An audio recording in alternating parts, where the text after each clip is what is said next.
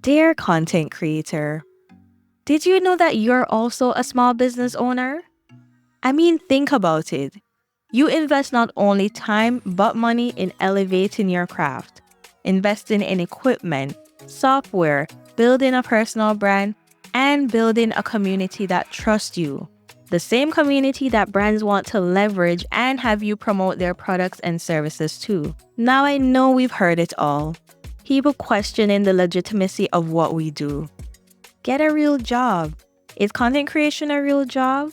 You're just posting, and the list goes on. I don't know about y'all, but I'm sick of it. And so in this episode, I want us to have an honest conversation about the business behind content creation. Because whether we want to admit it or not, as much as it is equally about the drive and passion for us making content, at the end of the day, it is a business. Let's dive in.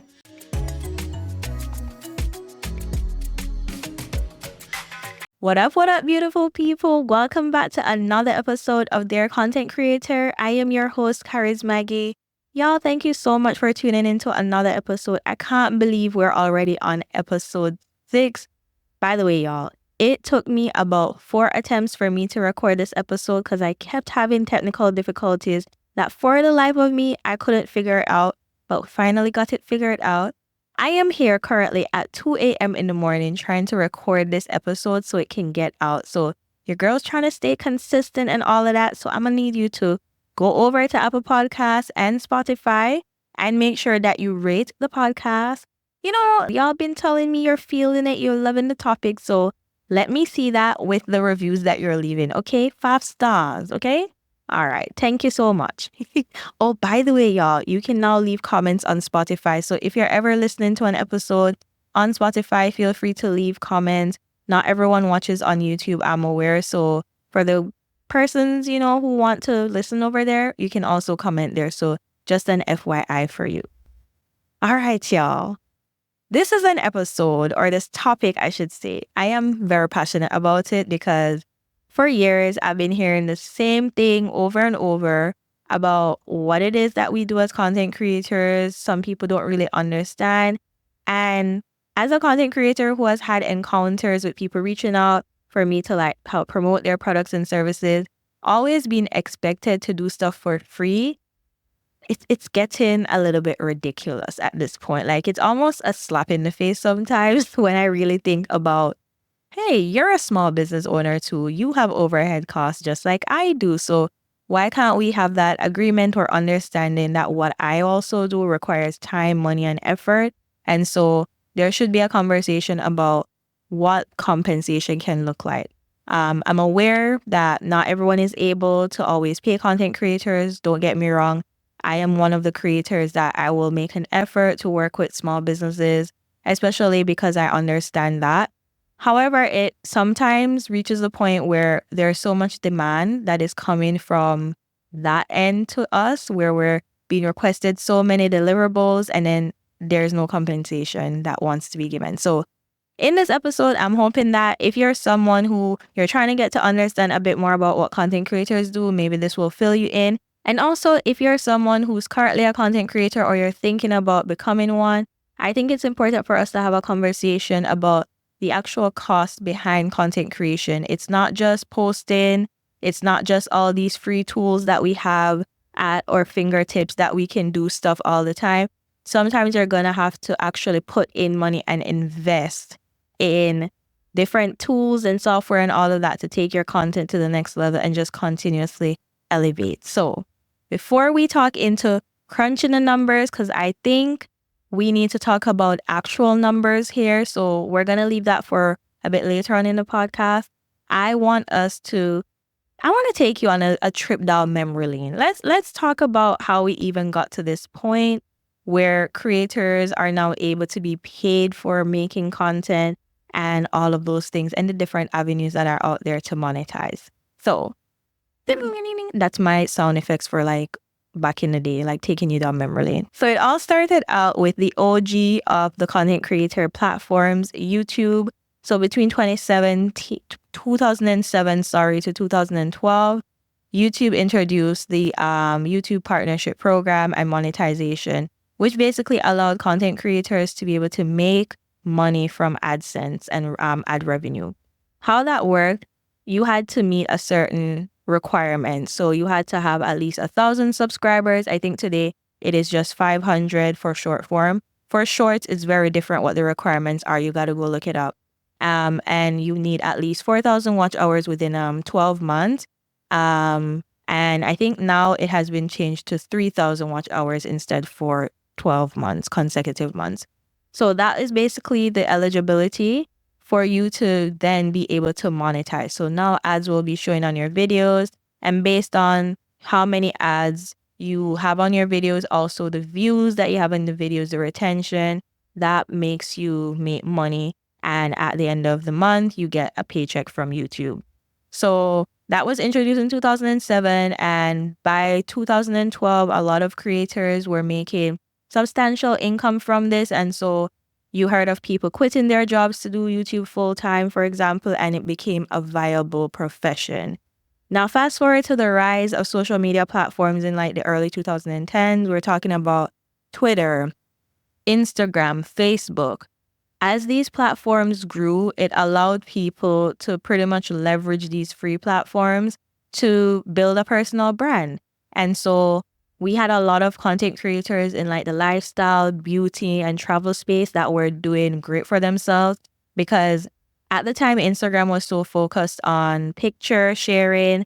Videos was not so much of a big deal back then. It was really pictures. And so there was a very big aesthetic kind of thing on Instagram. So the entry level, I guess, for getting attention or standing out really relied on how your feed looks, how your pictures look.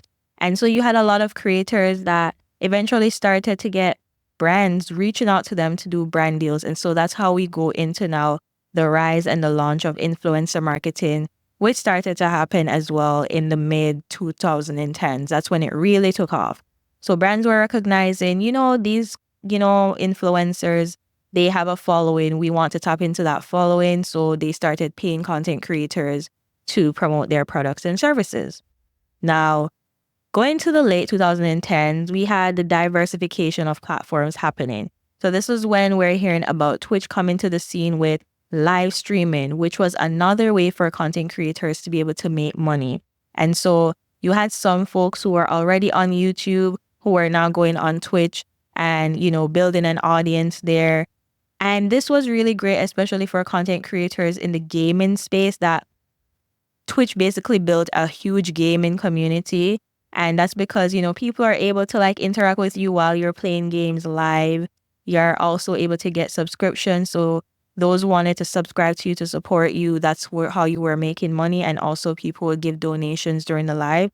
So we're starting to see a diversification in not just the platforms, but giving other options for creators to make content based on an interest that they have as well. And you see communities being created. Now, fast forward to when the pandemic hit. There was a huge shift. I'm sure a lot of us recognize it. I personally recognized it, but I'm particularly talking about the popularity of TikTok, which, even though this was an app that was around, I believe, from 2018 or even a little bit longer than that, it didn't gain as much popularity until 2020.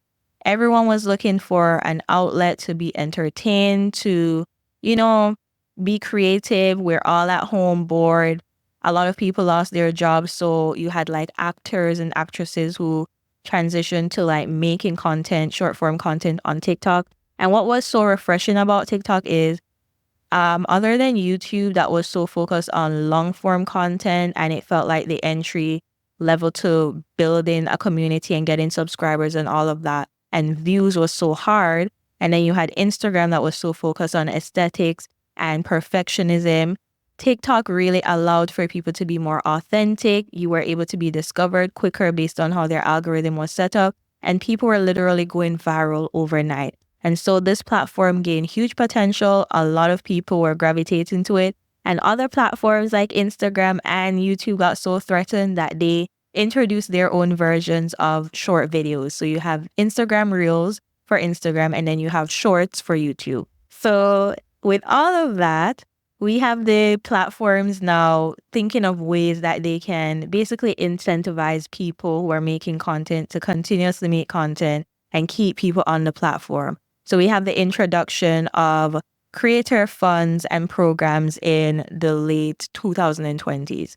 So TikTok had its own through, you're able to get paid through views. They also had a way for you to get paid on live. Like when you're on live, people buy you gifts that would convert into money once it deposits into your account, kind of a deal. And then Instagram did the same thing where they introduced Reels bonus. They had subscriptions that were available. And they also had stuff like, we heard about like OnlyFans that got huge as well.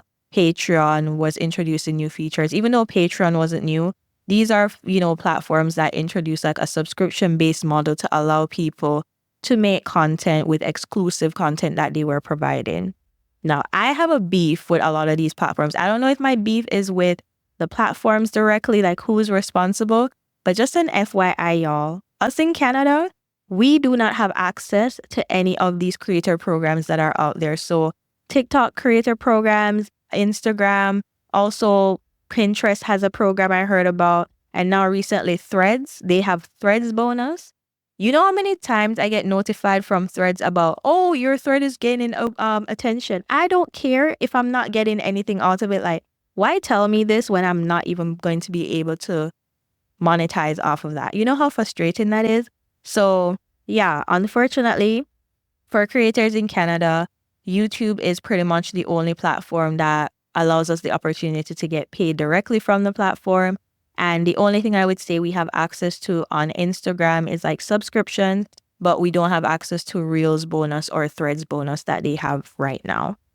So let us segue then and talk about the other monetization opportunities. I will say that when I was doing content, I had no idea until maybe 4 years ago that people were getting paid like that on these platforms, and that I didn't have to wait on doing or on getting brand deals or getting monetized on these platforms to make money. Like that whole thing of running down followers, for the longest, the platforms definitely built up themselves in a certain way that allowed people to chase followers over building community. Because, for example, before you were able to add a link to your story, for example, remember back in the day, whenever you wanted to add a link to your story, you had to have at least 10K followers to do that. Then when Instagram finally took that feature away and just made it available to everyone and introduced a link sticker, that made it so much easier. And so over time, you're realizing that as things are changing, people are also adapting, finding new ways to monetize.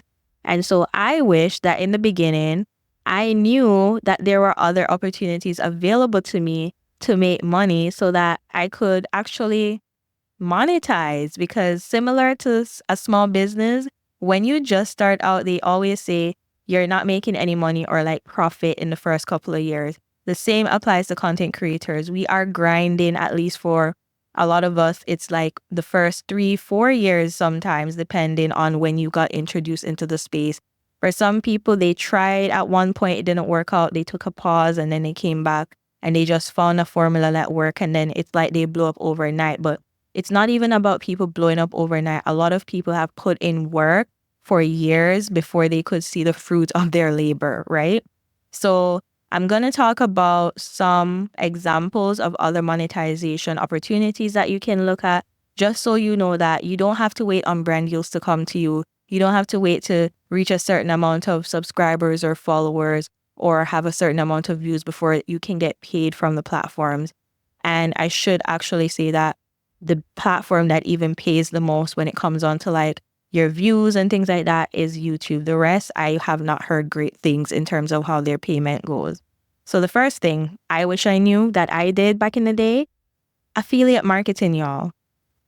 Affiliate marketing is a great way for you to make additional income, especially if you're someone who has built a loyal following, who they trust your expertise or they trust your recommendations for certain things. It works really well for products, especially like softwares. So I truly wish that I knew that in the beginning, because there were so many things I remember that I was using that I would recommend to people. And even though I couldn't get a brand deal from the brand itself, I could have gotten some money through an affiliate marketing link, right? So how it works is a lot of these brands, they have affiliate programs that you can sign up for. Sometimes they might have a following requirement. Sometimes they don't really care. They just want to know that you have a platform that you can share your link, etc. And so that way you can share the product. And if someone uses your link to buy it, you get a commission. That's how it usually works. And so with that, I'm going to take a moment to segue, shameless plug right now. And we're going to go into the things I'm loving right now segment, because there's something that I want to share with y'all that you should definitely check out.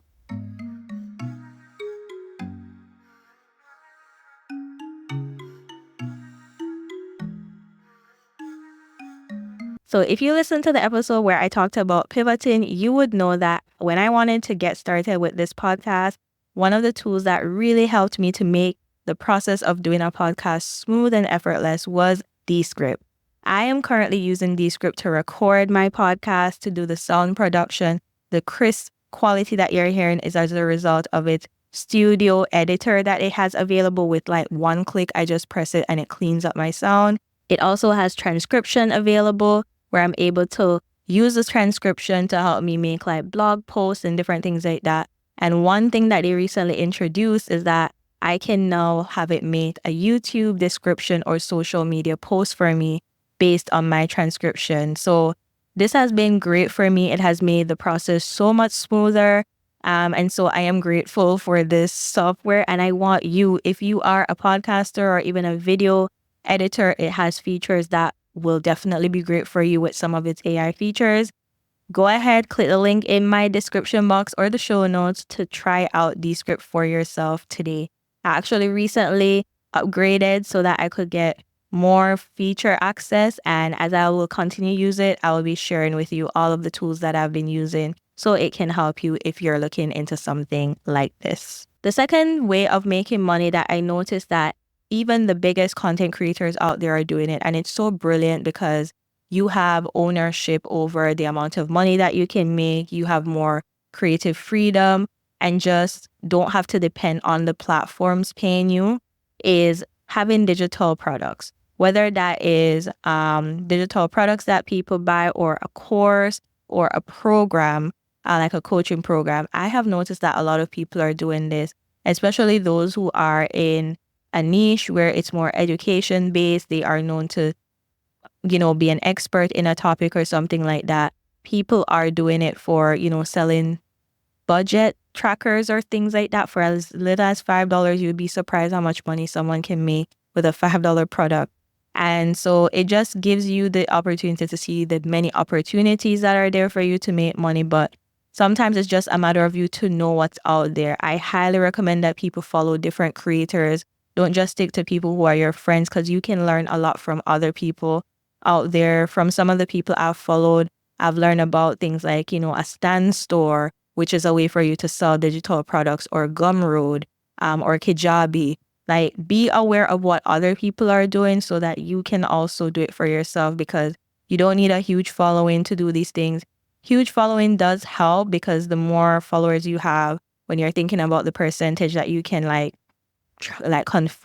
convert to your product or services from that, it helps. But you get the gist. Don't wait until you have a certain amount of followers to think that you can launch a product. And I'm talking to myself, because that is something that I should actually do, but I've been procrastinating. But that's a story for another day.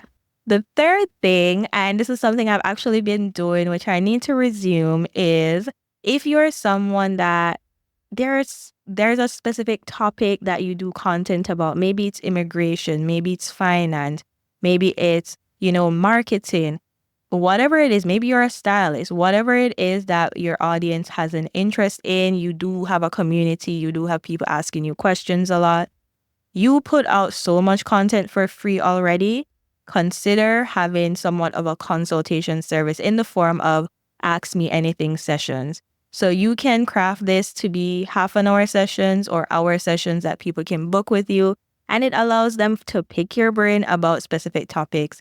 Currently, I'm thinking about resuming it, and also to add additional services like consultation for grant writing and grant applications, because I am someone who has been successful in getting a couple grants myself for businesses that I have. So I think, yeah, I am in a position where I think I could offer help to people. So I need to like get over my imposter syndrome and like get out there and do that. But yeah, that is an idea for you to consider and think about, and just to know that the opportunities are endless when it comes on to being able to monetize as a content creator. Last and not least, not every single content creator became one for the sake of being an influencer so they can get brand deals, etc. Some of us became content creators as a means to an end. We noticed that the digital landscape that we are in requires you to stand out. And one way to stand out, especially if you have a product or service, is by putting content out there. And so a lot of people who have actually turned content creators, it's not even by choice. It is for the sake of, they know that people buy from people they trust. And if they want to stand out, they have to pump out content in order to do that. So that is also one way that people are making money. They are using content creation as a means to drive in them to a service that they already offer. And that's just an easier way for them to reach a broader audience on the social media platforms out there. Oh, I almost forgot. Another way that you can make money as a content creator, if you're someone who doesn't necessarily want the pressure of having to have a large following for you to be able to get brand deals, brands are also willing to work with creators that they call UGC creators.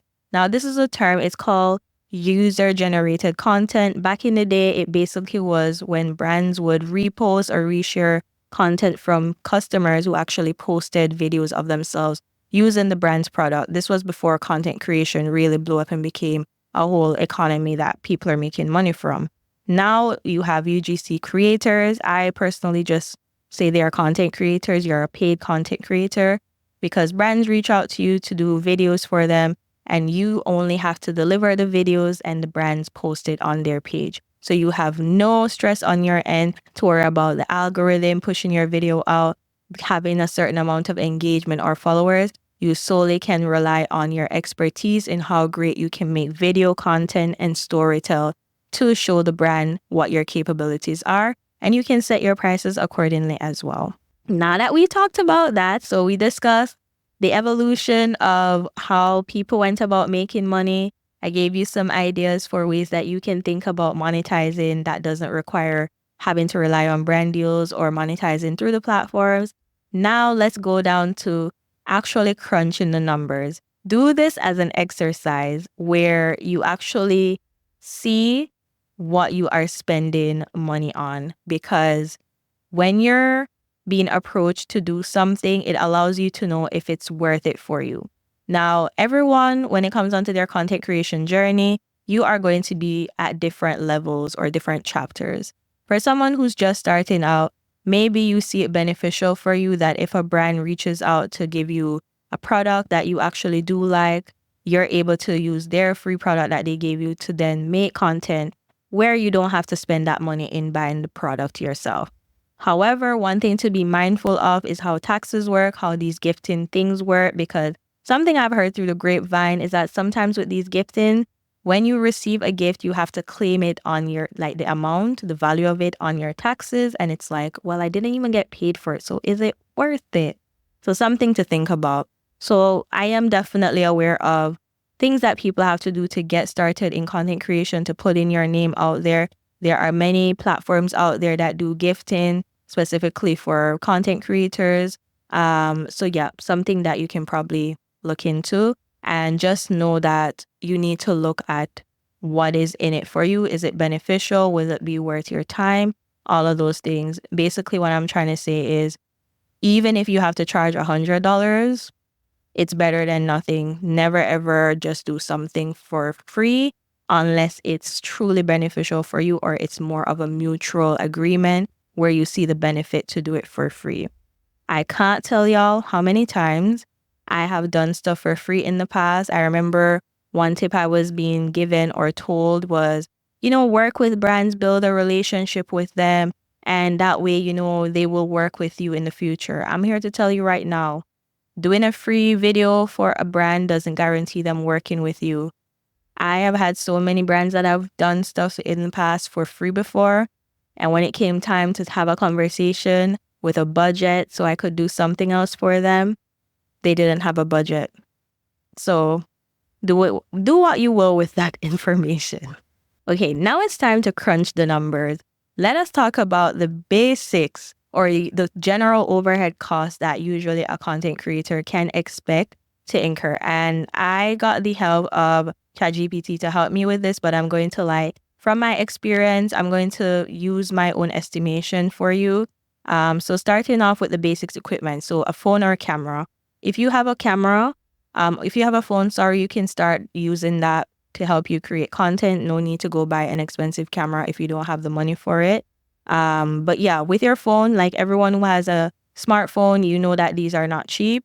Usually you might be on a phone plan. So you're looking at maybe you're spending, depending on your plan, maybe you're spending $100 a month. But in a nutshell, a phone nowadays is like $1,500 or something like that.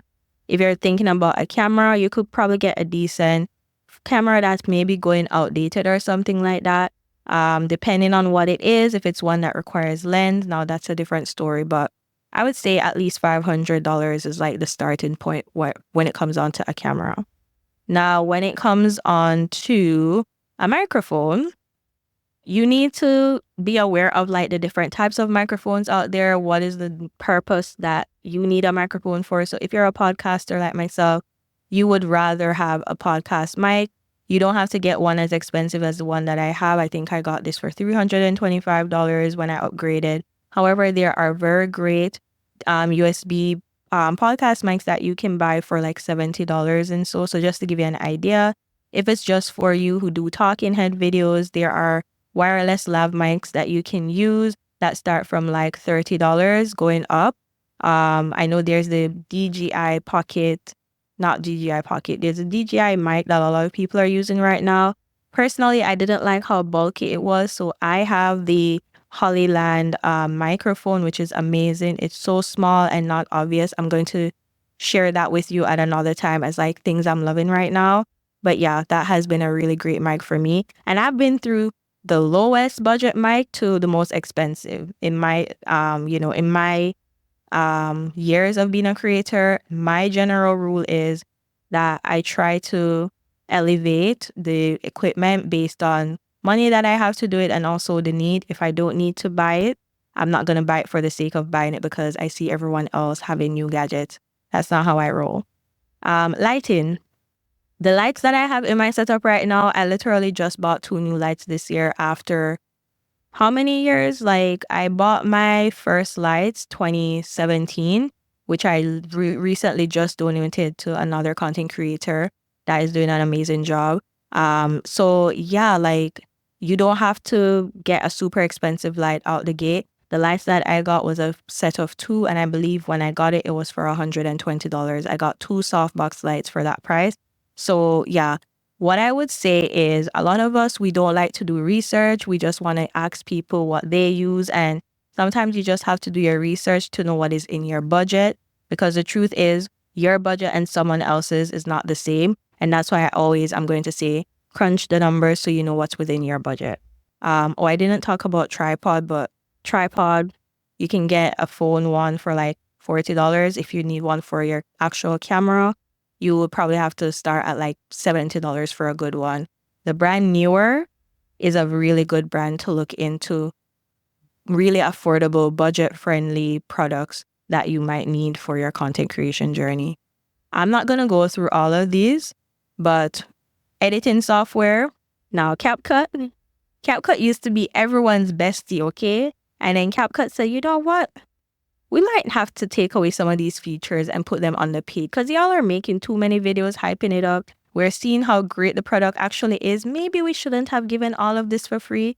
And they decided to put all of these features under their paid subscription. So now a lot of people have been talking about investing in CapCut Pro. That's a cost. You're editing videos a lot. You'll need something to edit your videos, a software for that. If you're designing thumbnails and all of those different things, you probably use Photoshop or you use something like Canva. I have an annual membership for Canva or subscription for Canva that cost me $155 a year. I opted for the annual membership because it turns out to be cheaper. You save like 3 months when you pay for the annual subscription instead of bi-monthly. But yeah, these are just a couple of examples, y'all. I haven't even started talking about if you do email marketing, if you do cloud storage, if you have a website and you need a website plus the domain, like so many things that are not considered. So what is the overall startup cost for a content creator? The low estimate is $675 to $1,350. This is starting with basic equipment and free tools. Mid-range estimate is $1,350 to $3,375. This includes better equipment, software, and some marketing. And then for the high end, this is if you're doing any high-end gear, full software suite, website, and maybe some paid promotion. You're looking at $4,050 to $6,750. And I'm going to be transparent with y'all. To launch this podcast in terms of the video marketing that I did and all these different things, it was over $1,000. So this podcast isn't even making me money yet. And that is how much I invested in starting it because it's something I believe in. And so for that reason, whenever someone comes to me asking me for something for free or telling me that, oh, you can get exposure, it's going to be a what? It's going to be a no. We got to work something out. Which also brings me to another cost that a lot of us don't really consider because especially if you live in a city that doesn't really do creator-based events, it's hard to really know how much these cost. I have gone to over 6 creator events just this year alone, and there are so many that seem to be popping up here and there. And so we're going to be going into the creator scoop segment. Before we do, this is a cost that a lot of us don't think about when we're talking about conferences that you go to because you want to network and leverage, the people that you meet and the connections. Because a lot of the time for you to take your content journey to the next level in terms of meeting specific people to help you do certain things you want to do, you got to meet them at these events as well. So let's get into our Creator Scoop segment where I'm going to share with you some upcoming events for the month of November.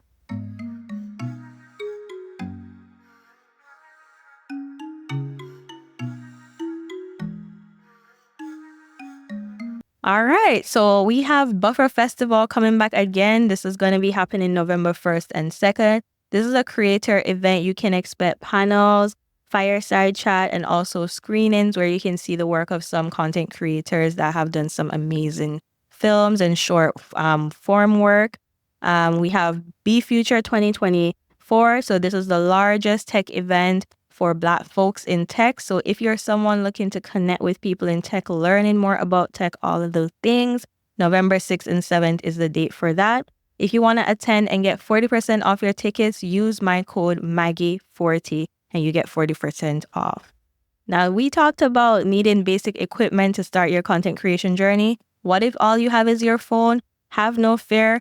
There is a Master in Content Creation with an iPhone happening on November 9th. That is an event that I highly recommend that you check out. And since this video was talking about the business of content creation, you're probably wondering, how can I learn to land brand deals, have recurring brand deals, all of the things? Well, you can check out the Creator Networking event happening by Soul Plugged on November 29th, featuring a good friend of mine, the influencer godmother Toussaint. She is going to be the fireside chat speaker for that. She has a lot of experience in this space as someone who worked with content creators, hiring them for campaigns and all the things. These are events you'll definitely want to check out. If you want more details, subscribe to my newsletter so you can get the 411. But I'll also have the basic information, general overview in the show notes or the description box for you. All right, y'all. I think I did enough yapping for this episode, but in a nutshell, I just hope that it created a clearer picture for what this actually looks like. Being a content creator is not something for everybody. It's not something everyone will understand. But as someone who has been doing it for a while now, I'm not full-time just yet. I still work a 9-to-5 and I also do content full-time. I am telling you, this is like a full-time job. Everything that is involved in it, it is no joke. I don't care what anybody wants to say. Go argue with your mama. It is a job. Whether you see it that way or not, it is a job. And that brings me to ending off. We're going to end off with our Dear Future Me segment. Now, for those of you who are new to the podcast, for this segment is basically a reflection piece for you to write a letter to your future self, which I do at the end of every episode related to the topic. So here we go. Dear Future Me, right now you're finding your rhythm as a content creator and business owner. It hasn't been easy, but you're doing your best to figure it out. Hell yeah, I am. Remember when it was just about creating videos for fun? Now you're managing budgets, contracts, and marketing. Yes, Lord. I hope you're continuing to remind yourself that being a content creator isn't just about posting content. It's about strategy, execution, and adapting to every twist and turn, just like any small business owner experiences. Never lose sight of the spark that brought you here. So, Dear Future Me, keep going, celebrate every win, no matter how small, and keep inspiring others to turn their passion into something bigger. Thank you all for tuning in to another episode. I hope that I was making sense. It wasn't too long for y'all. I apologize. It's just a topic I'm very passionate about. And yeah, hopefully this gives you a better understanding of what it takes financially to be a content creator. And maybe we'll have a different conversation about it. But for now, I will say later, and I will see you in another episode. Bye!